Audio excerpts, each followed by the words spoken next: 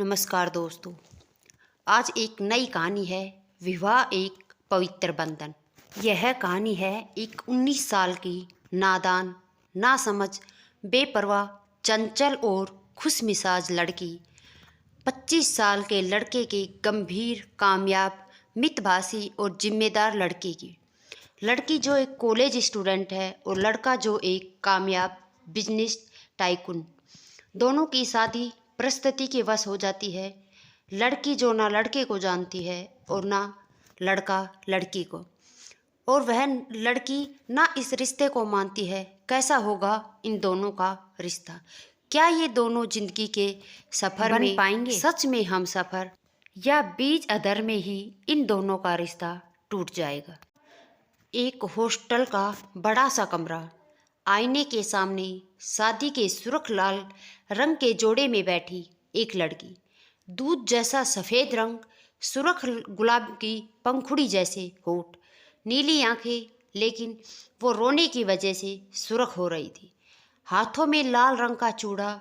ये है रिधिमा ठाकुर, उम्र बस 19 साल, आंखों में ढेर सारे सपने और होठों पर ढेर सारी शिकायतें। शिकायतें तो बहुत सारी हैं, लेकिन ऐसा कोई नहीं है जिससे वो इन्हें कह सके। ऐसा नहीं है कि उसका इस दुनिया में कोई नहीं है। भरा पूरा परिवार है उसका, माँ, पापा, छोटा भाई और एक बड़ी बहन। उससे ज़्यादा खुश नसीब तो उसकी बहन सीधी ही है। कम से कम उसकी शादी तो उस इंसान से हुई थी जिसे वो प्यार करती थी, लेकिन वो तो अपने प्यार के बारे में किसी को बता भी नहीं पाई। आज उसकी शादी है, शादी वो भी इतनी कम उम्र में।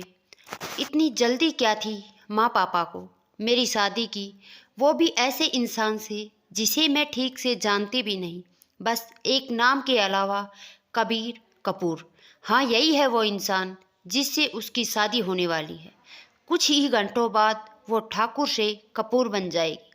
बदल जाएगा उसका सरनेम, उसकी किस्मत और साथ ही साथ उसकी ज़िंदगी भी। नफ़रत, हाँ नफ़रत, बस एक यही फीलिंग है मेरे दिल में तुम्हारे लिए मिस्टर कबीर कपूर। वो भी नफ़रत करती हूँ मैं तुमसे, जितनी शायद किसी ने ना की हो किसी से। ज़िंदगी में हमेशा मैंने वो सब कुछ पाया जो मैंने चाहा, लेकिन तुम्हारी वजह से, सिर्फ तुम्हारी वजह से आज मैं अपना सब कुछ खोने जा रही हूँ। प्यार करती हूँ मैं किसी और से, हाँ बहुत ज़्यादा प्यार करती हूँ, लेकिन तुम्हारी वजह से आज मैं अपने प्यार से भी दूर हो गई। नफ़रत करती हूँ मैं मिस्टर कबीर कपूर, तुमसे नफ़रत। और मैं अब तुम्हारी ज़िंदगी को अपनी नफ़रत की आग में इस तरह से जला दूंगी कि तुम खुद मुझे डिवोर्स देने के लिए तैयार हो जाओगे।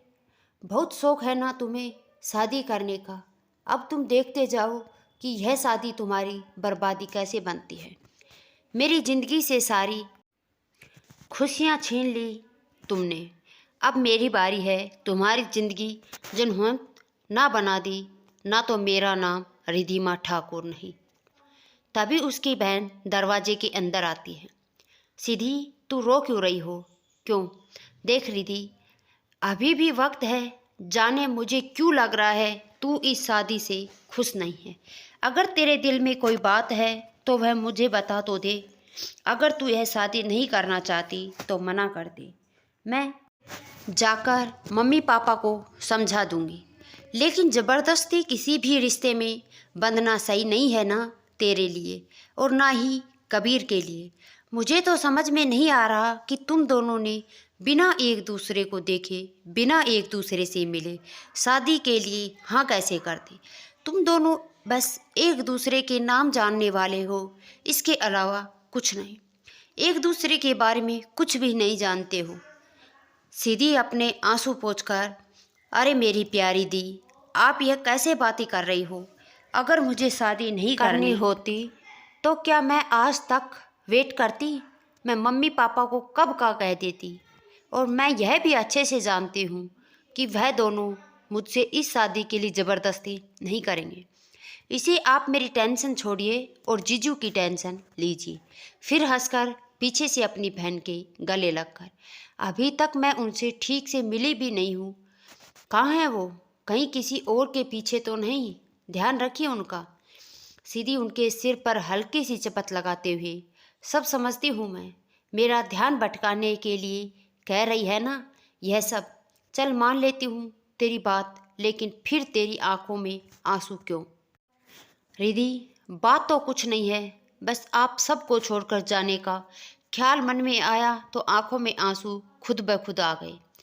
सीधी, लेकिन आपकी उसकी बात पूरी होने से पहले ही दरवाजे से एक महिला अंदर आती है और वह कहती है, चलो बेटा, जयमाला का वक्त हो गया है, और वह उसे लेकर जाने लगती है। सीधी, माँ, मुझे आपसे कुछ बात करनी है।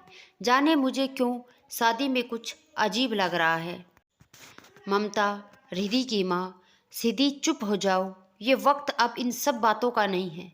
सीधी, लेकिन माँ, आप एक बार तो सोचो कि इतने अमीर परिवार के लड़के ने बिना लड़की को देखे शादी के लिए हाँ क्यों कर दी।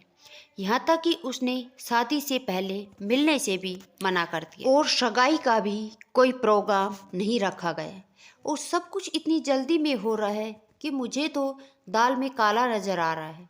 ममता, सीधी, मैं अच्छे से जानती हूँ तुम्हारी बहन ही तुम्हें बहुत चिंता है, लेकिन हम भी उसके माँ बाप हैं।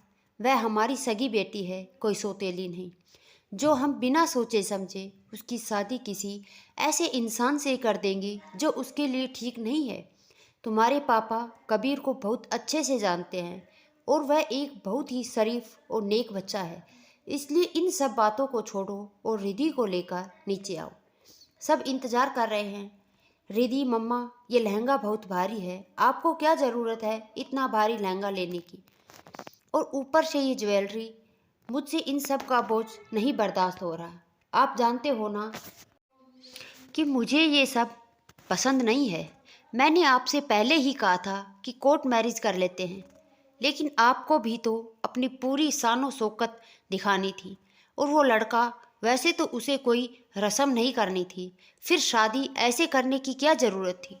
लेकिन ये अमीर लोगों के चोचले, ये लोग ही जाने, शादी अगर कोर्ट में कर लेते तो उनकी बेइज्जती नहीं हो जाती। उस लड़के की तो सारी सही गलत बातें आपने मान ली, लेकिन क्या मेरी एक बात भी नहीं मान सकते थे आप लोग? ममता, कोई समझाओ इस लड़की को, पागल हो गई है यह। और ये क्या कह रहा है लड़का, वह लड़का लगा रखा है, कबीर नाम है उसका, होने वाला पति है वह तेरा, तो जरा इज्जत से बात करो उसके बारे में। कोई और लड़की होती तो खुशी से पागल हुई जा रही होती कि उसे इतना अच्छा ससुराल मिल रहा है, शहर के सबसे अमीर परिवार में उसकी शादी हो गई है। लेकिन एक यह है जिसे खुशी बर्दाश्त नहीं हो रही। इतने बड़े घर में तेरी शादी हो रही है तो लहंगा तो तेरा भारी ही होगा ना, और फिर कुछ हमारी भी तो रेपुटेशन है इस समाज में। चल अब जल्दी, और हाँ, संभाल कर चलना। सीधी, इसे लेकर जल्दी नीचे चल, इससे पहले कि ये लड़की मुझे पागल कर दे अपनी बातों से। रिधि अपनी माँ और अपनी बहन के साथ नीचे आती है। सबकी नज़रें उसकी तरफ उठ जाती हैं। सब उसे इस तरह मुंह फाड़े देख रहे थे जैसे आज से पहले कोई सुंदर लड़की देखी ही ना हो, लेकिन उससे तो कोई नज़र ही नहीं आ रहा था, क्योंकि उसके चेहरे पर लंबा घूंघट जो डाला हुआ था वह धीरे धीरे स्टेज की तरफ बढ़ी। रिधि अपने मन में ही खुद से बोलती है, हे भगवान, आज प्लीज़ मेरी इज्जत सबके सामने रख लेना, कहीं ऐसा ना हो कि मैं इस भारी भरकम लहंगे से उलझकर गिर जाऊं और सबके सामने मेरी इज्जत का फालूदा बन जाए। फिर वह स्टेज पर चढ़ जाती है। फिर जयमाला की रस्म भी हो जाती है। रिधि ने यहाँ तक कि अभी तक अपने होने वाले पति का चेहरा भी नहीं देखा था। वह अगर उसके बारे में कुछ जानती थी तो वो था उसका नाम। धीरे धीरे करके शादी की सभी रस्में निभाई जा रही थी। पहले उनके फेरे हुए, फिर 7 वचन, जो दोनों के लिए, जबकि रिधि ने अपने मन में कहा कि इन सब वचनों को कभी नहीं मानेगी। फिर कबीर ने सिंदूर से उसकी मांग भरी, और फिर उसे एक प्यारा सा डायमंड का मंगलसूत्र पहनाया, जिसे देखकर वह मन ही मन बोली, ये मंगलसूत्र नहीं बल्कि मेरे लिए फांसी का फंदा है। कितनी घुटन हो रही है मुझे, ना जाने कब यह सारी रस्में ख़त्म होंगी। मेरी ज़िंदगी का सबसे बड़ा दिन आज मेरी बर्बादी का दिन बन गया। उसका दिल बार बार रोए जा रहा था और आंसू आंखों से बहे जा रहे थे। फिर विदाई का वक्त भी आ गया। रिधि के पापा ने उसे गले लगाया और गले से लगाकर बहुत जोर से रो पड़े। रिधि बहुत देर से खुद को कंट्रोल किए बैठी थी, लेकिन अपने पापा को इस तरह रोता देखकर वह भी जोर से रो पड़ी। फिर वह अपनी माँ के गले लगी और फिर अपनी बहन से मिली। वह जोर जोर से रोए जा रही थी। कुछ तो अपने माँ बाप को छोड़ने का गम था और कुछ अपने प्यार को न पा सकने का। वह आज ऐसे रिश्ते में बंध गई थी जिसे वह मानती ही नहीं थी। यह शादी सिर्फ और सिर्फ उसके अपने माँ बाप के लिए की थी, क्योंकि वह उन्हें सड़क पर नहीं देखना चाहती थी। फिर उनके पिता उनका हाथ कबीर के हाथ में देते हुए कबीर से बोले, कबीर बेटे, मेरी बेटी मेरे कलेजे का टुकड़ा है। अभी वो नादान है, नासमझ है। अगर वह कभी कोई गलती करे तो उसे डांटना मत, बल्कि प्यार से समझाना। वह बहुत ही सेंसिटिव है, प्लीज़ उसका ध्यान रखना। कबीर सीरियस टोन में, सर प्लीज़ आप उसकी टेंशन मत लीजिए, मैं उसका पूरा ध्यान रखूँगा। रिधि के पापा, यह तो मुझे पूरा विश्वास है कि तुम उसका पूरा ध्यान रखोगे, लेकिन क्या करूं, एक बेटी का बाप हूं ना, और मैं रिधि का पापा हूं तो तुम्हारा भी तो पापा हुआ, इसलिए मुझे सर नहीं पापा कहो। कबीर, जी पापा। यह कहकर उसने झुककर रिधि के पापा के पैर छुए। आज पहली बार रिधि ने कबीर की आवाज़ सुनी थी। वो अपने मन में इतनी सख्त आवाज़ किसकी होती है, और उसने पापा से कितनी कड़क आवाज़ में बात की। ऐसा लग रहा था जैसे अपने ऑफिस में किसी एम्प्लॉय को ऑर्डर दे रहे हो। मुझे अपना घर छोड़कर आज हमेशा के लिए किसी और के घर जाना है। आज तो मन कर रहा है कि जिसने भी यह रिवाज बनाई है, अगर वो एक बार मुझे मिल जाए ना, तो मैं उसका मुंह तोड़ दूँ। फिर मेरी माँ ने आकर मेरा मुंह घूंघट से ढक दिया। मेरे पापा ने मुझे गाड़ी में बिठाया और फिर मेरे बराबर में आकर मेरे 100 कोल्ड पतिदेव बैठ गए। ड्राइवर ने गाड़ी आगे बढ़ा दी। जैसे ही गाड़ी चली, मेरा मन और तेज रोने का कर रहा था, तो मेरी आवाज़ किसी को ना सुनाई दे, इसलिए मैंने अपने मुंह पर हाथ रख लिए। अपने मन में, I hate you mister Kabir Kapoor. तुमने मेरे पापा को तो बर्बाद होने से बचा लिया, लेकिन उसकी वजह से मुझे बर्बाद कर दिया। मेरा सब कुछ छीन लिया तुमने। कबीर एक कड़क आवाज़ में, इतना ज़्यादा रोने की क्या ज़रूरत है? तुम तो ऐसे रो रही हो जैसे अपना घर नहीं बल्कि इंडिया ही छोड़कर जा रही हो। कबीर की आवाज़ कानों में पड़ते ही मैंने गुस्से से अपने आंसू पोंछ लिए और बोली, तुम्हें अपना घर हमेशा के लिए छोड़कर किसी अजनबी के घर में जाना रहना पड़ता है तो तुम्हें पता चलेगा। खाली भाषण सुनाना बहुत आसान होता है। कबीर अपनी एक भौं को ऊपर उठाकर, अजनबी? तभी ड्राइवर बोला, अरे वाह भाभी जी, बोलती भी हैं, मुझे तो लगा था कि यह गूंगी हैं। अपने बारे में ऐसा सुनकर रिधि को गुस्सा आ गया और वह गुस्से से बोली, ड्राइवर हो ना तो चुपचाप गाड़ी चलाओ। तभी उसने गाड़ी रोकी और अपना सिर पीछे करके बड़े ही नाटकीय अंदाज में बोला, सॉरी भाभी जी, मैं आपके पति का कोई ड्राइवर नहीं हूँ, मैं हूँ कुणाल। कुणाल, आपका इकलौता देवर, यानी कि आपके पति का इकलौता छोटा भाई। अभी आप हमारी फैमिली में किसी को नहीं जानती, लेकिन धीरे धीरे सब जान जाएंगी। लेकिन इस सब में आपकी भी कोई गलती नहीं है। सब कुछ इतनी जल्दबाजी में हुआ कि किसी को कुछ सोचने समझने का वक्त ही नहीं मिला। कबीर अपनी कड़क आवाज़ में बोला, कुणाल चुपचाप गाड़ी चलाओ, और हाँ, सड़क पर ही खड़े रहने का कोई इरादा नहीं है मेरा। उसकी आवाज़ सुनते ही रिधि के मन में एक ही शब्द आया, खड़ूस, लेकिन वह कुछ नहीं बोली और अपनी मेहंदी लगे हाथों को देखने लगी और चुपचाप सिर झुकाकर बैठी रही। तभी गाड़ी एक बड़े से बंगले के बाहर आकर रुकी। दोस्तों, ये पार्ट यही ख़त्म होता है।